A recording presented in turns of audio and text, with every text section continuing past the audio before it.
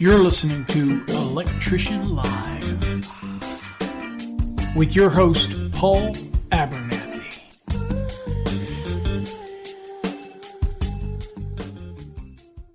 Well, hey, my electrician brothers and sisters. My name is Paul Abernathy, the host of Electrician Live. In today's podcast, we're going to talk about 5 topics. And we're going to keep it at those topics so we can keep it concise and straight to the point. So the overarching theme of this episode is going to be about stress when you're preparing for an exam or taking an exam. That's what this is all about. And I get calls from people all over the country that are preparing for an exam. They're stressing it out. They need to. Now, there's all different reasons why we need to pass an exam. You could be a journeyman and you need to become a master because you want to own your own business. You want to be one of the principals in the company. You want to be a supervisor. You want to take a bigger role. And now the owners or the corporation is looking to you to step up and pass it. So that's a lot of stress, especially because you're really good at doing it. You do really nice work, but understanding the code is a little different than just doing nice work. So when you take an exam, that's different than the hands-on part. That's testing your mental ability to regurgitate code language, to be able to understand the National Electrical Code, and to be able to do fundamental calculations that you might not do on a daily basis. So that raises a lot of stress. But you need to pass this exam. Okay? Now, take that down to a helper or an apprentice who's trying to work up in their business, their livelihood. They're starting out young and they want to learn this industry, and there's no better industry than the electrical industry, in my opinion. I'm biased, but it is. And you now have to take your journeymans. Now, if you're in an apprenticeship program like the IBEW or IEC, then they have a program where you can get your hours, plus you can get your classroom, and it puts it together, and then you get your license. Whereas general people, like when I went through it, I went through a vocational program, and I had to put in the hours in the field as a helper learning in order to sit for my journeyman's test. I have never been granted a license without a test. So I sat for my journeyman, then I put a year in as a journeyman, and then I had to sit for my master's. And that's in Virginia. And when I moved to Texas, I had to take my master's exam if I wanted to get my master's license. In fact, I helped write the exam for the state of Texas, so I had to wait a while. I had to petition the state for them to let me take it. And so I've always had to take a test. Now, I've been on a lot of code development committees, and I've written a lot of tests for exams and things like questions and all. So I kind of understand the format and what we're trying to achieve, and I've been doing it for over 30 years. But if you take yourself back down to that electrical apprentice or helper, you're just trying to get to that journeyman level. And you've got to understand the National Electrical Code. So it's one thing to learn the hands-on part. Absolutely. But the National Electrical Code is a minimum safety standard. That hands-on part doesn't mean a thing because human nature is we'll do something, we'll bend something, we'll do something to make it work. We can MacGyver anything. Okay? That's just human nature.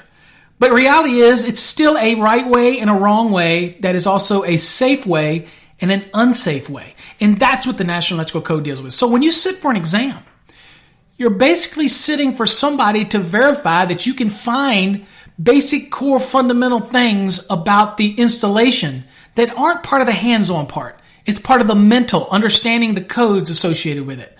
When you're securing it and supporting it, how many conductors you can put in a raceway, how many cables you can bundle, how to calculate a load, things like that. Those are fundamental things that you have to learn in this trade. And so when you take an exam, you'll get a lot of questions on the exams that really might be something that you never dabble in your career. There's a lot of, electricians fall into many categories. You have residential only, you have commercial only, you even have some people that do what's called light commercial, which is not like full commercial, and it's not like residential. It's some hybrid in between. And then, of course, you got industrial guys that work strictly in industrial plants. You've got a troubleshooting wing of commercial and industrial, which could be totally separate. Those guys and gals specialize in troubleshooting things. You have people that are experts in ungrounded systems, grounded systems, people that are motor control experts, people that are PV experts, wind generation experts, ESS, emergency system experts, generator experts. They're all over the place. So you can't be an expert at everything, but as you get through and use your hands and you get the required amount of hands-on time, many people discount the fact that the National Electrical Code has to be fundamentally something that's taught hand in hand with any kind of hand-on training. It's imperative that you understand the National Electrical Code because it is a minimum safety standard. Now, I really do get upset sometimes when I hear people say, oh, well, those that deal with code or teach code, they know how to teach code, but they don't know how to do it. You're an idiot. And I'm sorry, I don't have any nice way of saying that, but if you have ever said that, you're an idiot. And you can thumbs down right now, then you know who you are. Or you can say, you're absolutely right, Paul, and it's important that I not only hone my skills, but I also hone my mind. And I understand, and the more that you know this book, the National Electrical Code, the easier your job's going to be. Because when you start doing things like running cables or bending raceways and things like that, that it's going to become natural for you to be able to know what's in the NEC so you know you're doing it right the first time. Not 2 times, not 3 times, because I can guarantee you your boss is not going to pay you to do it more than once. And if he pays you to do it twice, he's not making any money. And if he has to pay you a 3rd time, then he should have a head examined himself, or he should get rid of you and get somebody else. Okay, that's why I believe all companies should have weekly code classes for their staff focused on specific topics that are germane to whatever type of work they're doing. So, and we created programs that are turnkey for those companies to incorporate into their training to try to make that easier. We have a residential, commercial, industrial, motor control, grounding and bonding, National Electrical Code. We have all these courses that are turnkey, ready to interject into your companies. Okay, that's the focus we were at. So let's get back to the topic because I am rambling. Okay, stress of the exam prep. All right, things that you can do to reduce that stress. Because again, you're trying to take your career to the next level for you, your family, everything. I believe that it's the exam prep is all about how you prep. I'm a big believer that you should not be just, it's okay, tab your code book if your state allows it. Highlight your code book if your state allows it. Make notes in your code book if your state allows it. Check with your local state. And if it's PSI, for example, is the testing body, they've got bulletins that tell you what you can and what can't do in your book. Okay? So you have to know your state. You have to do your due diligence to find out what you can and can't do in your code book. Now, assuming you've done that, you can't just flip through the pages of the National Electrical Code. The document is way too dry, and it's just something that's going to put the average person to sleep. And so you have to go in there with a mission. So, for example, if I want to learn about ranges, then I'm going to go in here with as many range questions as I have, and I'm going to work on 220.55, and I'm going to hammer it. I mean, hammer it. Okay? If I want to learn about the application where I'm dealing with a single-phase ranges that are installed on a 3-phase 4-wire feeder or service, then there's a calculation. Okay? It is a 4-step calculation that I have to do to come all the way down and find out what the actual VA is for this calculation. There's a process. And I need to learn that when I'm dealing with a certain number of ranges. And you have to focus. And that's one lesson. And then I'm going to go in and say, well, now I want to do a lesson on dryers. And then I want to do a lesson on what is the deal with the 4 or more appliances. And I really have to focus my learning. Now, one great way of doing that is to get a hold of some really good exam questions. And I'm going to tell you right now, I'm going to sound like a commercial. So let me do my commercial warning. All right, there you go. That's going to sound like a commercial because I believe that our exam questions program, which just is nothing but exam questions, is the best exam question program out there. It literally, if you take those online and you have your code book handy and you really work through each one of those questions by looking them up to answer them and you come back with scores that are in the upper 80s, low 90s, you're not going to have any problem on an exam. And of course, I give you tons of calculations on our YouTube channel that you can go work out or learn to work out. There should be no reason why. Now, some people just don't test well, right? They get into a test and they freeze, okay? So we'll talk about that in a second. But now let's talk about the exam prep. So that's what you do. You need to study with a purpose. You should only study with a purpose. Sit down when you're getting ready to study and say, okay, what am I doing today? I'm going to do ranges, and I'm going to find 10 different situations, or even come up with them. Say, I've got 6 ranges at this, and 6. Make them up. But you need to focus. And if you write them and you're not sure whether you're right or wrong, then you need what's also a mentor. And when I mean a mentor, I mean somebody who is knowledgeable in the industry and is able to help you. I am more than happy to be your mentor. People send me emails. Now, again, I have a lot of emails. I have hundreds that come in a day that I try to answer people's questions. But most people know me. I answer all of my emails. But work your question out. Show me your answer. And then if you're saying, okay, I'm not sure if this is right, send it to me. I'll tell you whether you're right or wrong. And I'll give you an explanation.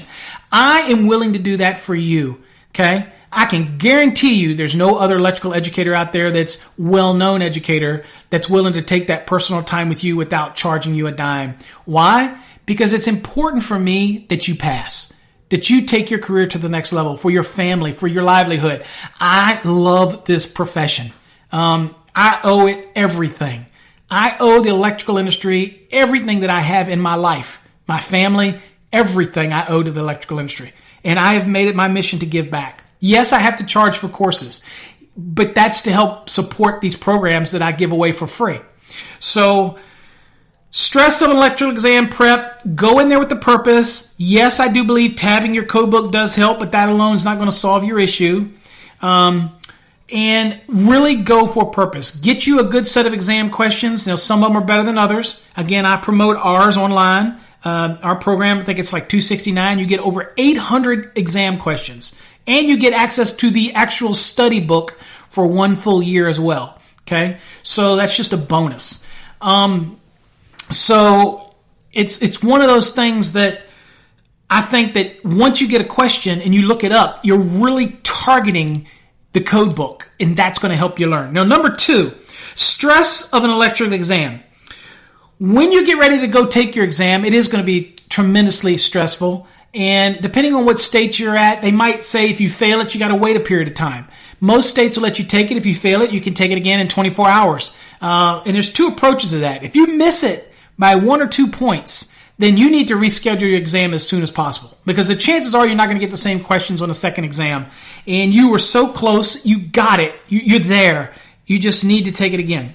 Now, if you are in one of those states that say, nope, you got to take, if you fail it, you can take it one more time and you've got to wait for a year, then I say step back a second. People ask me, what do I think is the time period of study?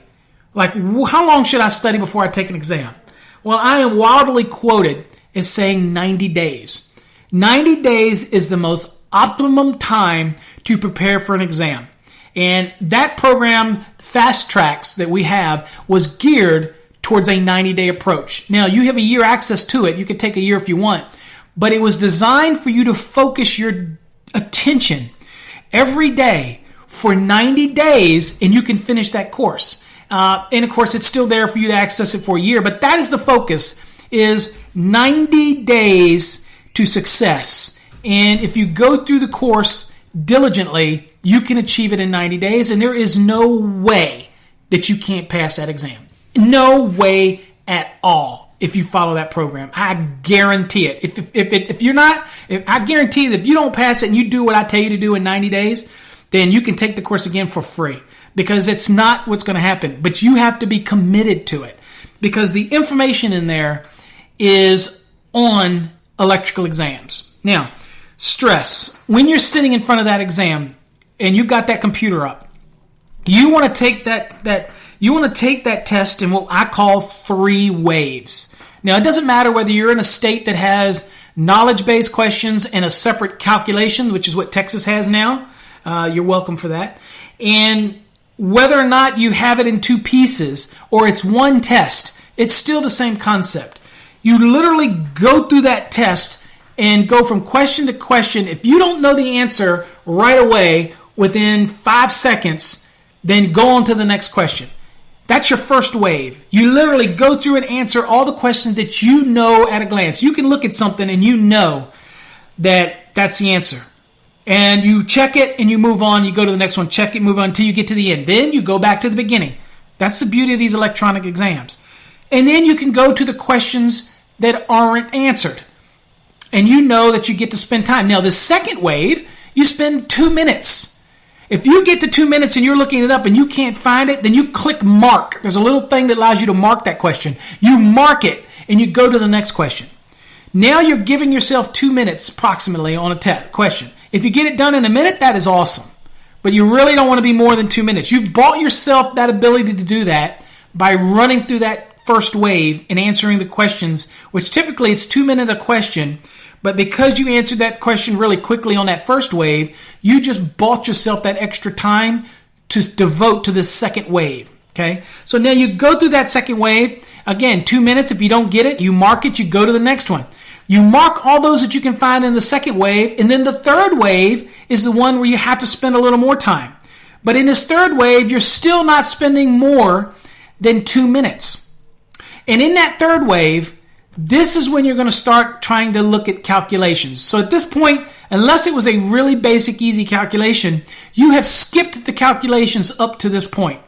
Now, if you have two separate tests where you have calculations in one and then lookups in the other, then this is easier. Then you don't have to worry about skipping calcs. But even when you're doing the exam, it's just calcs you do the same way, except for you're not going to go through and answer the ones right away because obviously you got to do a calculation.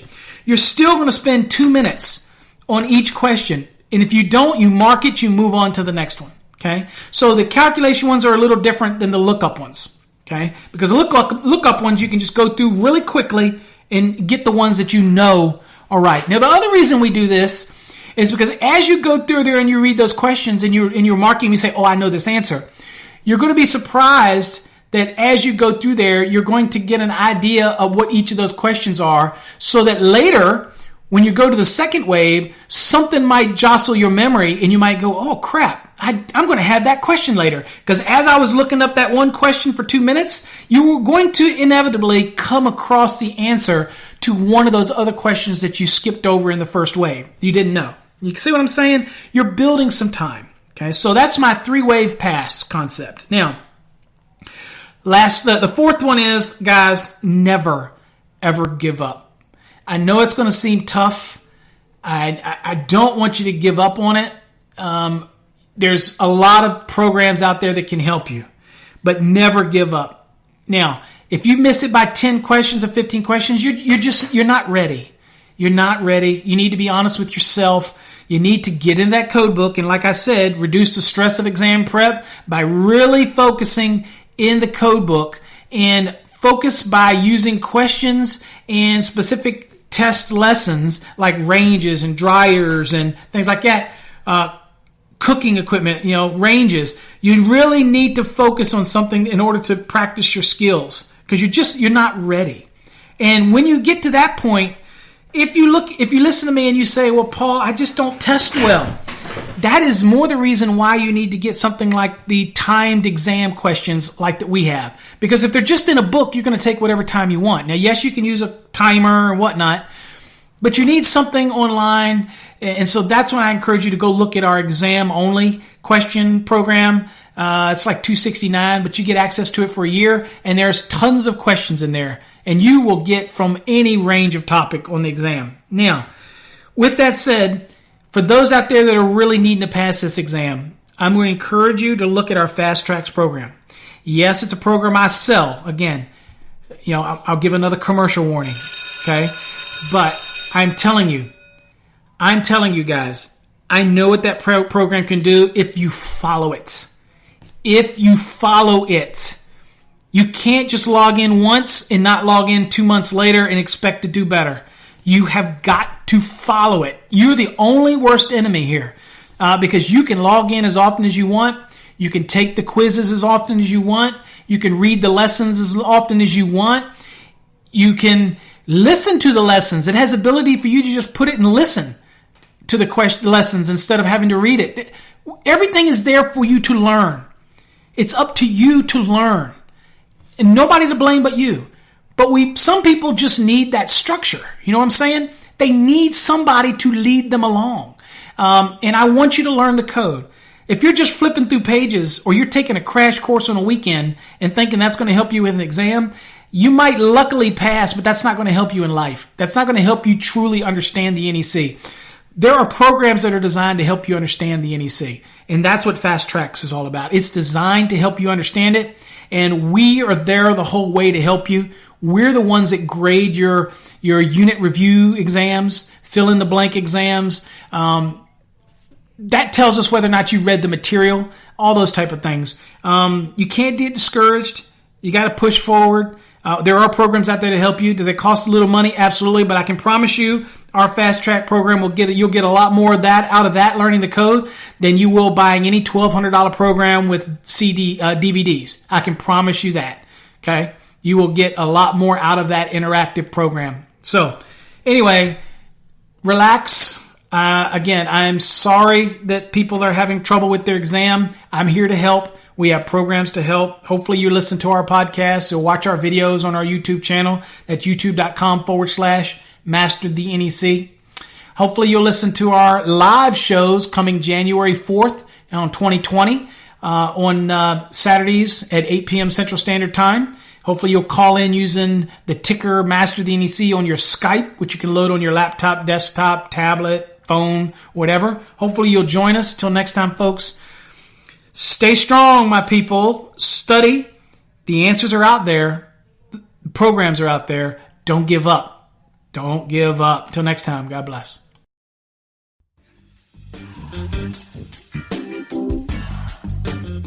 You've been listening to Electrician Live with your host, Paul Abernathy.